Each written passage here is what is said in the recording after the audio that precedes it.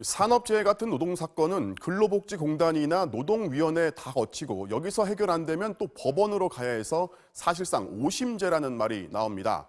그만큼 절차가 길고 복잡하다 보니까 가정법원처럼 아예 노동사건만 다루는 노동법원을 신설하자는 논의가 진행되고 있습니다. 김성현 기자입니다. 17살의 삼성전자 반도체 공장에 취직해 5년간 일하다 뇌종양에 걸린 한혜경 씨. 종양수술과 40여 차례의 항암치료, 10여 년이 지난 지금도 받고 있는 재활치료까지 20대 청춘을 그렇게 보냈습니다. 오른손 쓰던 걸 왼손이 써야 되고 다리도 못 걸으니까 완전히 뒤바뀌었어요. 내 삶이 완전히 바뀌어버렸는데 그런데 아무에게도 책임을 물을 수 없었습니다. 지난 2009년 산재 신청을 냈지만 2년여에 걸친 심사 끝에 근로복지공단 지사 본사 모두 잇따라 불승인 처리를 했기 때문입니다. 병들어 다 죽어가는 사람한테 이거를 산재받고 싶으면은 증거자료 너희가 알아서 가져와. 회사에서 안 주는데 어떻게 갖고 와요 이거를. 이에 불복하는 행정소송을 냈지만 법원도 별반 다르지 않았습니다. 심리가 3번인가 4번인가 있었는데 길어야 3, 4분이었다고요 그냥. 그러니까 이거는 그냥 형식적인 거였었어요. 결국 올해 재심 신청으로 산재가 인정되기까지 꼬박 10년이 걸렸습니다.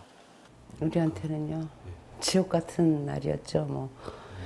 뭐 어떤 희망이 없었어요 진짜. 그러니까 정말 우울증 같은 것도 왔는데. 이처럼 노동사건은 노동행정기구와 사법기관으로 이원화된 체제에서 다뤄지기 때문에 사실상 오심제를 하고 있습니다. 따라서 가정법원이나 회생법원처럼 노동법원을 신설해 노동사건을 보다 전문적으로 신속하게 처리하자는 대안이 논의되고 있습니다. 독일과 영국, 프랑스에는 이미 도입됐습니다. 굉장히 복잡하고 절차가 중복되고 전문성 결여와 노동사건 특수성에 대한 이해 부족도 심각한 문제이죠. 2, 3년마다 인사이동이 있는 법관들에게 노동사건의 전문성을 기대하기는 어렵고요. 주 52시간부터 직장 갑질까지 노동사건이 다양해지고 있는 것도 이유로 꼽힙니다. 노동사건들이 매우 다양해지고 있는데 그런 노동사건들을 포괄할 만한 일관성 있는 어떤 절차를 담당하는 사법기관은 사실 부재하다는 것이 가장 큰 문제가 아닌가.